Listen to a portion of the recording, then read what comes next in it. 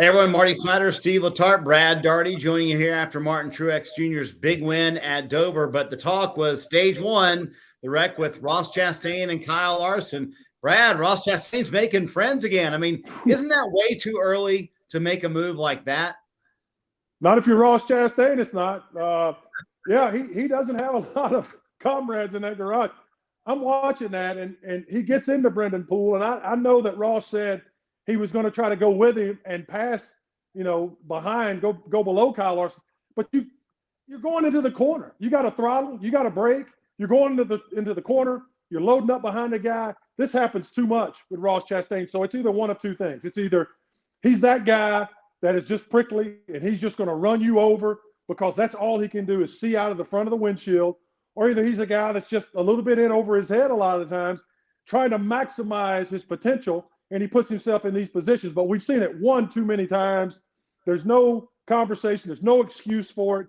I just would say if I'm a race car driver, if I'm one of these guys racing, I don't know if I'm comfortable and I feel secure racing around Ross Chastain. Maybe I got to pull my belts a little tighter. I don't know if I trust him hanging in the corner with him. I think he's earned that to this point because we've seen this way too many times, Steve. Well, it's position. So listen, Ross Chastain didn't hit the 15 on purpose. That's not the mistake that Ross made. The mistake that Ross made was, why are you a foot off the 15's bumper with 82 to go when he's running the bottom? Right here, he should stay behind the 3. Austin Dillon's going by.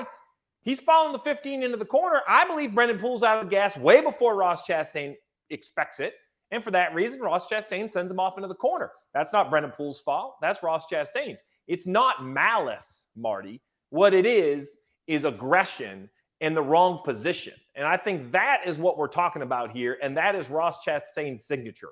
Rarely do I see Ross move a guy or wreck a guy out of frustration or malice. But you know what? The guy who's backwards, he doesn't care why you did it. All he knows is you did it, and I'm backwards. So I'm going to be mad at you. So the whole I'm sorry, I didn't mean to, while that may be true, I think people are going to quit caring if it's true. All they know the results are they're wrecked. That's what we saw with Larson later in the race. That's what we heard out of Brendan Poole in his interview. So once again, not malice, but intent sometimes doesn't seem to matter if the result stays consistent with cars getting wrecked. And boy, Steve, I mean, the timing of this, it seems like this is the exact time when all this started cropping up last year. There's got to be some sort of off-track, PR spin management that's got to go on here, because I don't think Ross Chastain can head into the playoffs in the same mode. And you were the guy last year saying you didn't want him to change. I wouldn't change. Why would they? Worked last year. He got all the way there. It didn't stop. So what's really mad? Okay, so Larson's mad at him. So Brendan Poole's mad at him. Do you think Justin Marks cares?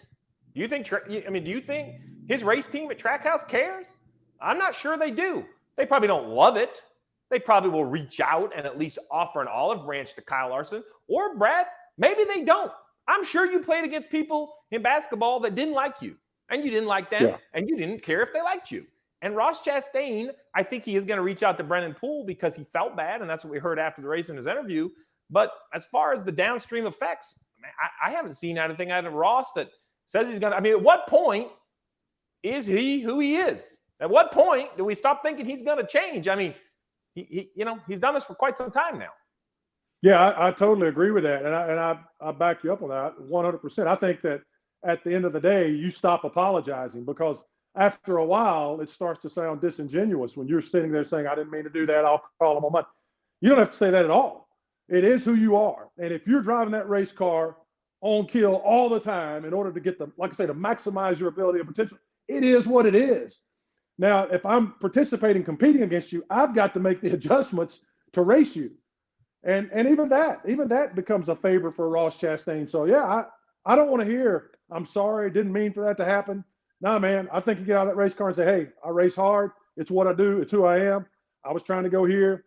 Things happen, and you move on. Brad, it almost reminds me of Joey Logano young in his career. Do you agree with that? Absolutely. Several years ago, Joey Logano comes out of Gibbs. He's a young guy, and he's been, the media, we're beating up on him because he hadn't won enough races and the sliced bread thing. He gets into that Penske race car, and it's all of a sudden he decided that I'm done with this.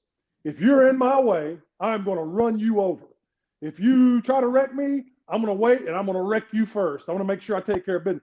Joey started running over people. Now, he's gotten a lot better, But for a long time, Joey Logano was very prickly to race around.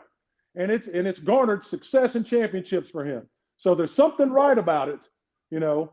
But you want to identify as that guy being, hey, Joey Logano says it all the time. You're not taking a meal. You're not taking food off my table anymore. This is what I do. I mean business when I get in that race car. And I think we have to start adjusting to Ross Chastain in that same light instead of giving him, well, what's happening? Why that? It is what it is. You better realize it. And if you're racing against him, you better be prepared. Yeah, I have more issues with the apology than the actions.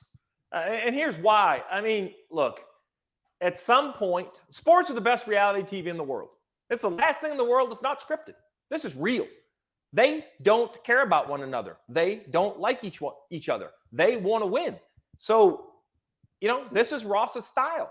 And I hope there's a tremendous amount of fans out there that hate him. And I hope there's a tremendous amount of fans out there that love him. I mean, controversy is what creates rivalries, and rivalries are what makes sports spectacular. Now, until Ross gets negatively affected on the racetrack consistently, then Ross might have to adjust. But until that happens, as long as he has stickers on the hood and an owner in his corner and trophies on his trophy case, I mean, the man ran second today. We could talk about that off a move, but he was a couple different restarts away from winning the race today. So I'm not sure the recipe wasn't a recipe for success. Seems to be doing pretty good with it. Hi, I'm Parker Kligerman. For more access like this from Pit Road, be sure to click and subscribe to the Motorsports on NBC YouTube channel.